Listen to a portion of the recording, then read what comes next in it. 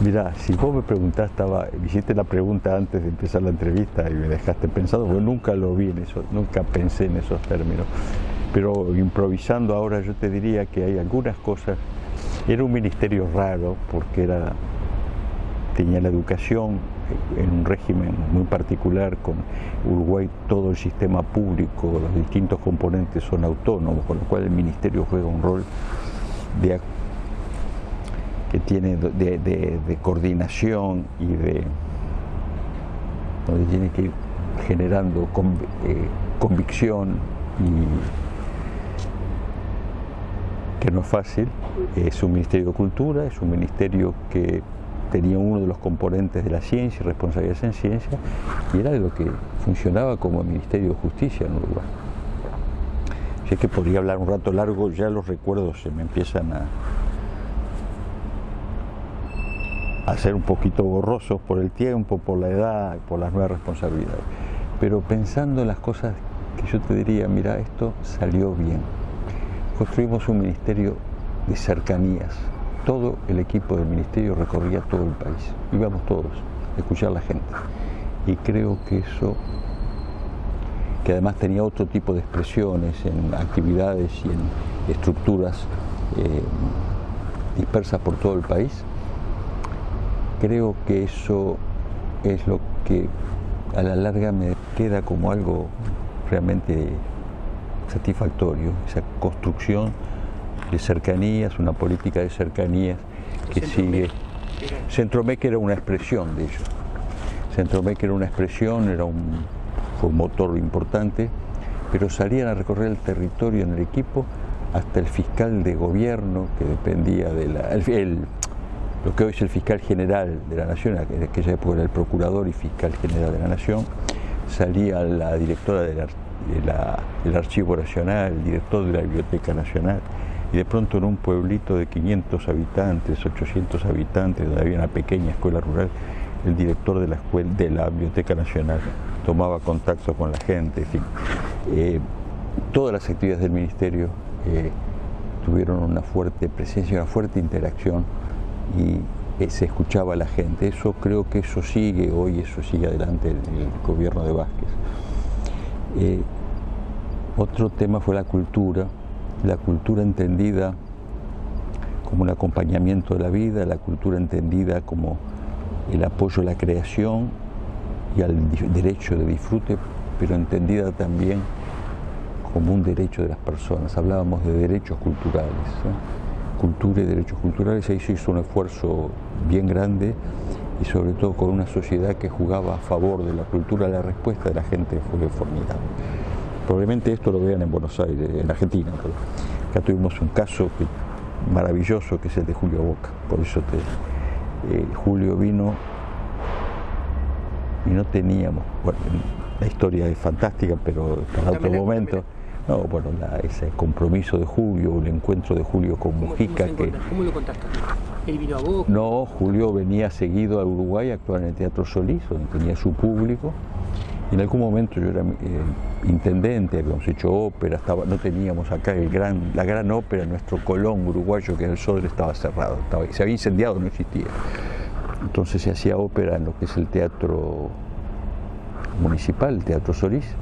Se hacía ballet, se hacían algunas cosas, venía Julio y actuaba ahí, y vio que se hacía ópera. Él había pensado, ¿por qué no hacemos también un ballet de Montevideo? No, yo dije, la ópera ya para el intendente es una complicación, ballet hay que dejarlo cuando se reconstruya lo que es hoy es nuestra gran ópera, el Sodre, que hoy es uno de los grandes logros de todos estos años de gobierno. Pero el ballet tenía muy poquito público, los bailarines, los coreógrafos, los directores hacían un esfuerzo enorme para mantener viva el ballet, una institución que no tenía prácticamente salas, posibilidades, recursos, muy poquito. Y cuando llega Julio, cuando yo me siento en mi sillón de ministro, a los pocos días recibo el mensaje, bueno, ahora, ¿qué hacemos ahora? ¿Se puede hacer ballet o no? ¿Él te pregunta? El 23 de marzo tengo la foto con fecha. Nos juntamos Julio Boca, el director del Sodre de la época, el que era director de del Teatro Solís, que era un viejo amigo que después dirigió el Sodre. Nos juntamos con Mujica y la charla entre Mujica y Boca era impresionante. Los dos emocionados, escuchar a Mujica hablar de cultura, de danza. Julio estaba emocionado. Hay una fotito muy chiquita de ese momento y ahí empezó. Y fue prodigioso el primer día. Julio quiso hacer 10 funciones del primer ballet. Estábamos pensando que estaba loco, que había que desalentarlo y no nos animamos a decirle que no, porque no se llenaba. Un ballet en Uruguay podía tener 3 funciones, la primera con sala media llena, la segunda un cuarto y la tercera sin gente, una sala de 600 personas. En una sala de 2000 pensar en 10 funciones era una locura. Y no nos animamos, yo no me animé a decirle nada, no para no entusiasmarlo. No solo hizo 10, hizo 12 funciones, con sala llena. Me puse a pensar después a qué se debía eso. Y por el mensaje que quería comentarte, lo que te quería comentar es la genialidad, la generosidad y la genialidad de Julio fue un factor importante.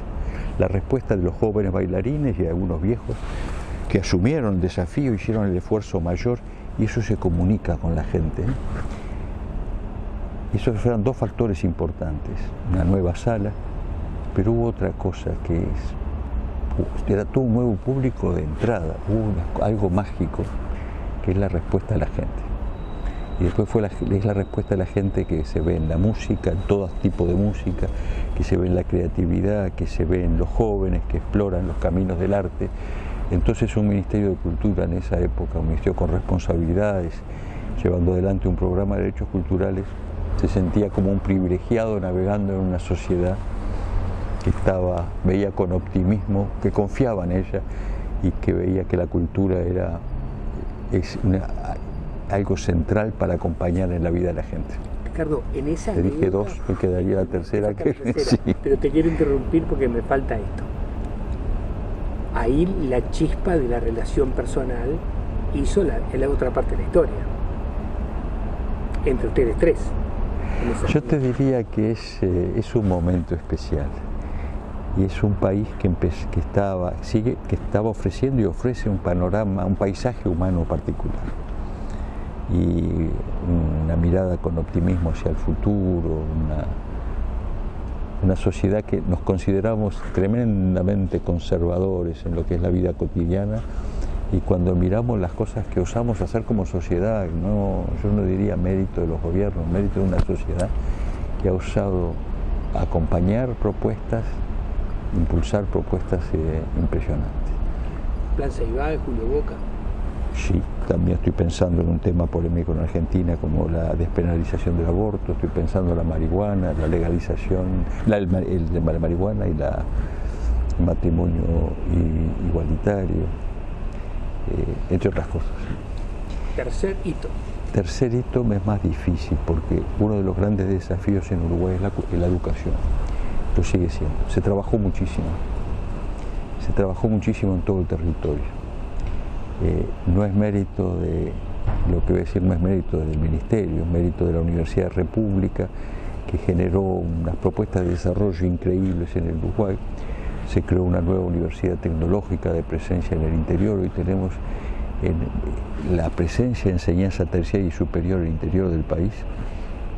Se convirtió en un motor de desarrollo social,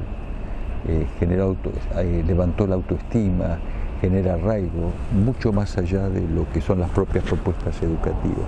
Hubo un enorme esfuerzo a nivel de infraestructura, enorme esfuerzo por incorporar la educación formal a los niños de los 3 años, se completó 100% de niños de 4 años de educación formal, 13 avanzó a casi 80, y un trabajo enorme que, sin embargo, hay cifras que nos siguen preocupando que no logramos mover.